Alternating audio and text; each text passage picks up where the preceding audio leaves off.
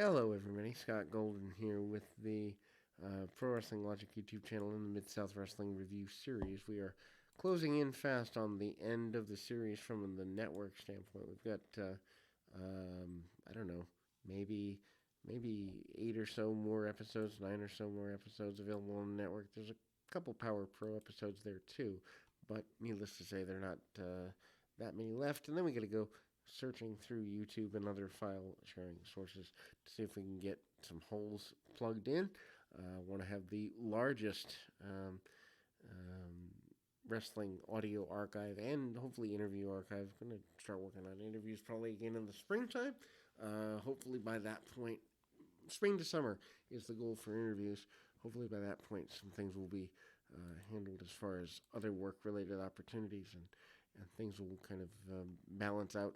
Anyway, Dutch Mantel and Bobby Fulton open the program here this week after intros and such.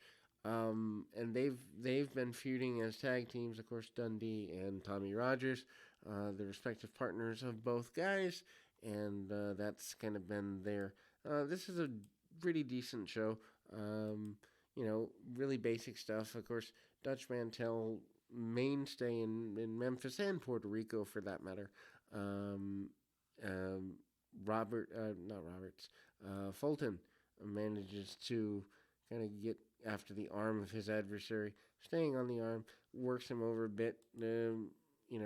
Arm drags, arm bars, and the like. Really basic match. I love the fact that these guys know how to come back to a hold.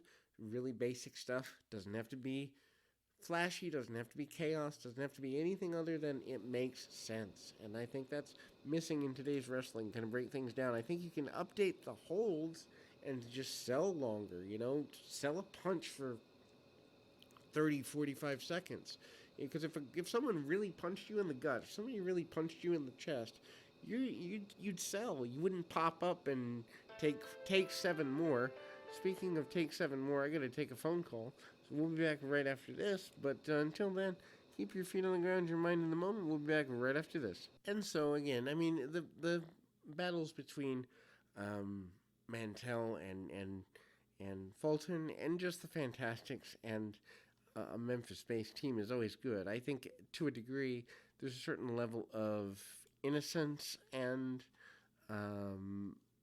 predictability that makes sense to Memphis-style wrestlers that I think, not that the gimmicks and all the crazy characters could all get over today, but the predictability and the basic nature and there's a heel, there's a cheater, there's a what all that. And I mean, ultimately, the win for Dutch Mantel that comes off just kind of, using the feet on the bottom rope. So simple, so basic, but it works. And things like that work just because.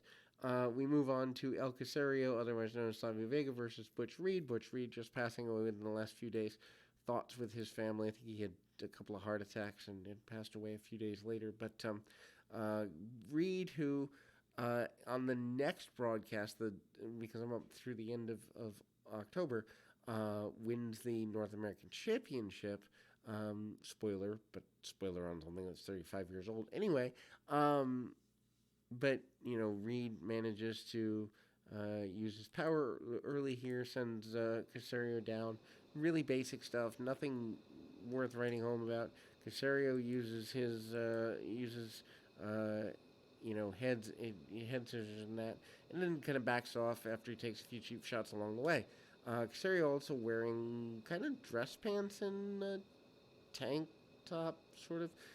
Interesting that he wears a mask, dress pants, kind of loose fitting, but they're there, and kind of a tank top sort of thing. Weird for gear in 1985. Just odd to me that people rag on guys not wearing gear, and I certainly am a fan of that. I hate seeing guys wear sneakers and ladies wearing sneakers when wrestling, but not everybody wore traditional gear even in 1985. So there are places where talents don't do the typical things. Anyway, Reed sends Casario into the corner. Really basic thing.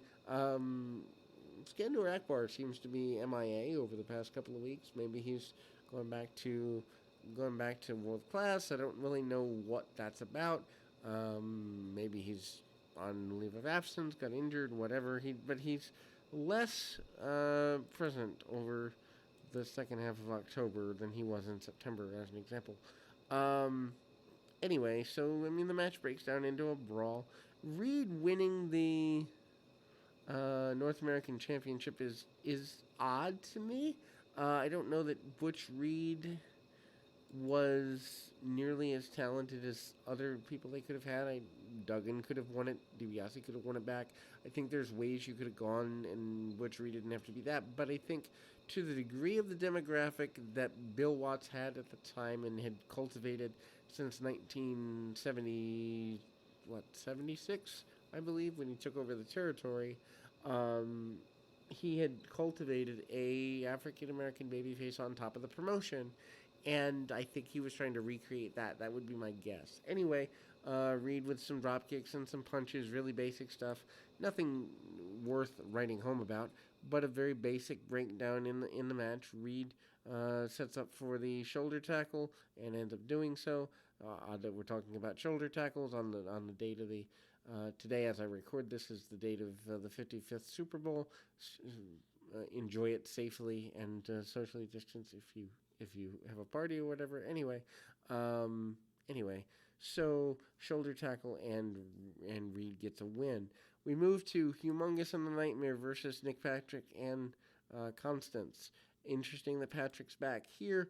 I don't know how long he wrestles. I'm actually interested in that. Probably going to do a little research on that later today because I did know that he'd wrestled. This is the first time I've had a chance to see Nick Patrick in the ring as a wrestler. I'm enjoying that process.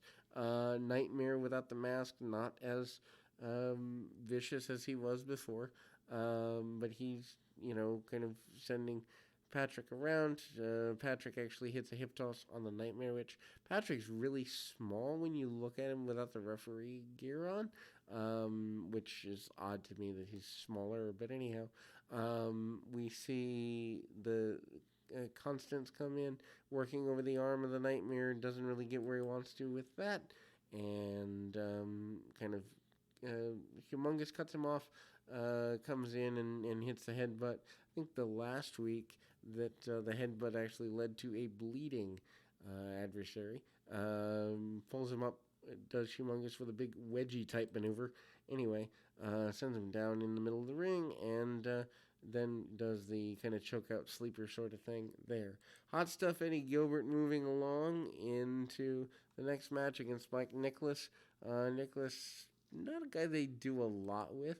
New in the area. I think he'd been here for a few months before, but it's there and it's interesting enough, I guess.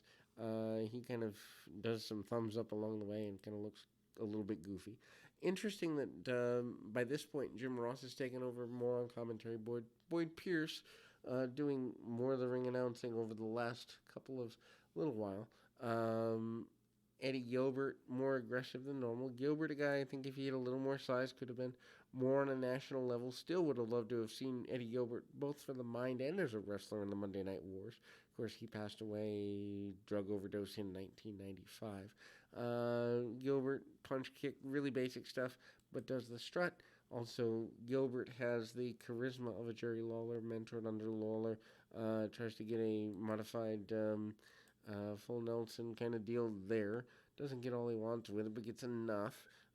Gilbert sends Nicholas into the top turnbuckle, sending him around and all of that. Hard shots by Gilbert there, and again, Gilbert in control for the next little while, kind of slapping the man around the back of the head, doing everything he can to get an advantage. Really basic thing, and ultimately hard shots, and again, he breaks down, works over the arm, vertical suplex, snaps the man over, doesn't get everything he wants on it, gets enough though, and Gilbert manages to get backed up by Nicholas a little bit. When I say backed up, meaning a little bit of offense, but Gilbert does hit a stun gun style maneuver and takes a pinfall after that. 1, 2, 3, and away we go. We go to Mad Dog Buzz Sawyer against Don Turner up next. And again, we've got kind of a delayed bit of matches here, I guess I'd say. Lots of matches. They got a 20-minute